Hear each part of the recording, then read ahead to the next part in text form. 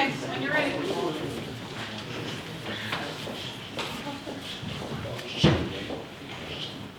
Hello everybody, my name is Mary Jane Maldonado. My name is Anthony. I'm Janisa. I'm B. And this is Immigration in the 1920s.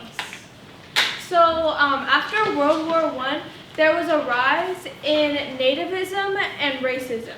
And nativism is basically where when people think that people who were born there deserve more rights than immigrants.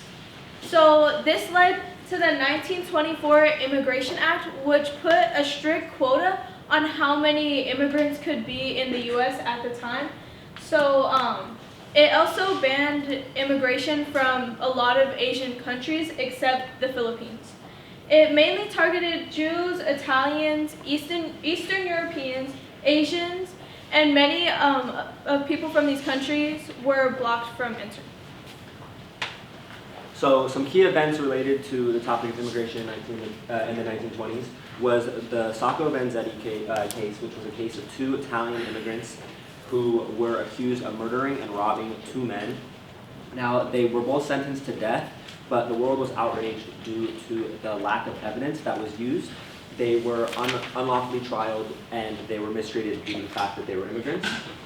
Another large thing was the return of the Ku Klux Klan. It peaked membership in 1924 with almost 4 million members, and they were one of the largest groups that wanted to restrict immigration.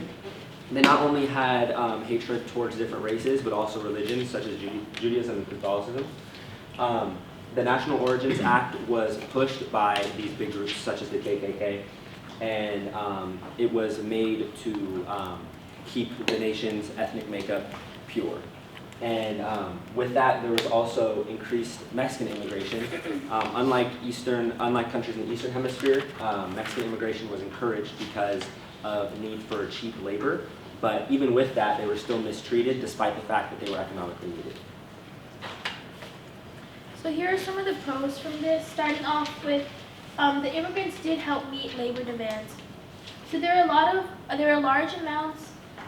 the need for a large amount of workers in mining, agriculture, and railroads, and they filled in these spots, helping to keep the industry running. A second one was that they supported economic growth. So the immigrants' labor helped expand big farms in the Southwest with nearly 700,000 immigrants in the late 1920s. It helped workforce grow, helping economy and farming and construction. Unfortunately, with immigration, They also helped fill many job opportunities. There are a lot of jobs with low wages and very physically demanding jobs.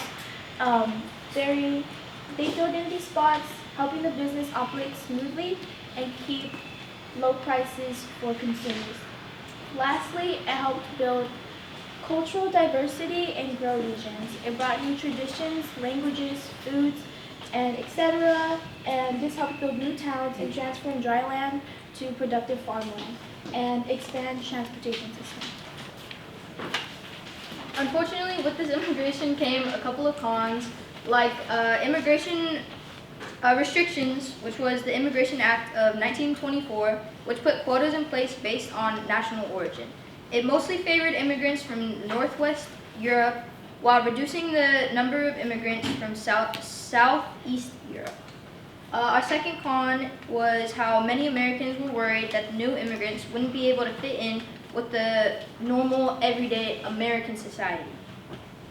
Number three, established white people were hostile towards these immigrants from non-white countries, unfortunately. And number four, some U.S. citizens blamed Mexican workers for taking jobs that they believed should have gone to Americans. Here are sources that we used. We had many across the web, but our main was the